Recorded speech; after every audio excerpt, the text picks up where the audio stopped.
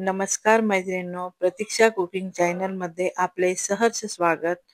तर आज मी तुम्हाला फिश करीची रेसिपी तुमच्यासोबत शेअर करणार आहे. तर ती तुम्ही शेवटपर्यंत नक्की बघा आणि ही खायला पण खूप टेस्टी लागते. तुम्हालाही आवडेल अशी ही रेसिपी आहे. तर त्यासाठी मी मासे स्वच्छ धुवून घेतले आणि नंतर त्यामध्ये मॅरिनेट करण्यासाठी लाल तिखट, हळद पावडर आणि मीठ, लिंबू हे सर्व टाकून ते चांगलं मिक्स करून घेतलं. आणि लिंबू याकरता टाकायचा आहे की जेणेकरून माशांचा जो वास असतो तो निघून जातो. आणि ते मॅरिनेट करायला ठेवल्यानंतर मी 2 मीडियम साईजचे कांदे परतून घेतले.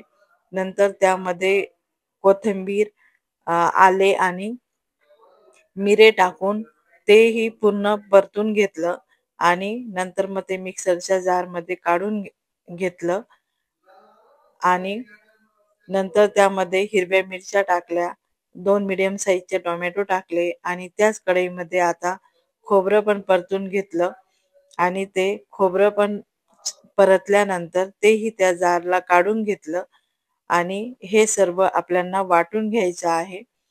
आणि ते मी सर्व वाटून घेतल्यानंतर कढई ठेवली आणि कढईमध्ये 4 टेबलस्पून तेल घेतलं आणि ते तेल तापल्यानंतर मी जिऱ्याची फोडणी दिली आणि त्या फोडणीमध्ये नंतर वाटलेलं वाटण घातलं आणि तेही परतून घ्यायचंय छानपैकी आणि तेल सुटायला लागेपर्यंत ते परतवायचं आहे. त्यानंतर त्यामध्ये मीठ, लाल तिखट, गरम मसाला, कांदा लसूण मसाला आणि हळद हे सर्व टाकून छानपैकी तेही मिक्स करून घेतलं आणि ते हे सर्व टाकल्यानंतर त्याला छान कलर येतो आणि आता हा आपला मसाला रेडी झाला आहे. आणि त्या मसाल्यामध्ये आपल्याला ते मॅरिनेट केलेले मासे टाकून घ्यायचे आहे आणि तेही पुन्हा मसाल्यामध्ये मिक्स करून घ्यायचे आहे जेणेकरून ते मसाल्याची चव त्या माशांनाही लागते. आणि नंतर आपल्याला पाहिजे तितकं पाणी त्यात टाकून घ्यायचे. पाणी मी गरम करून घेतलेलं आहे आणि तुम्हाला हवं तितकं पाणी तुम्ही त्यात टाकू शकता.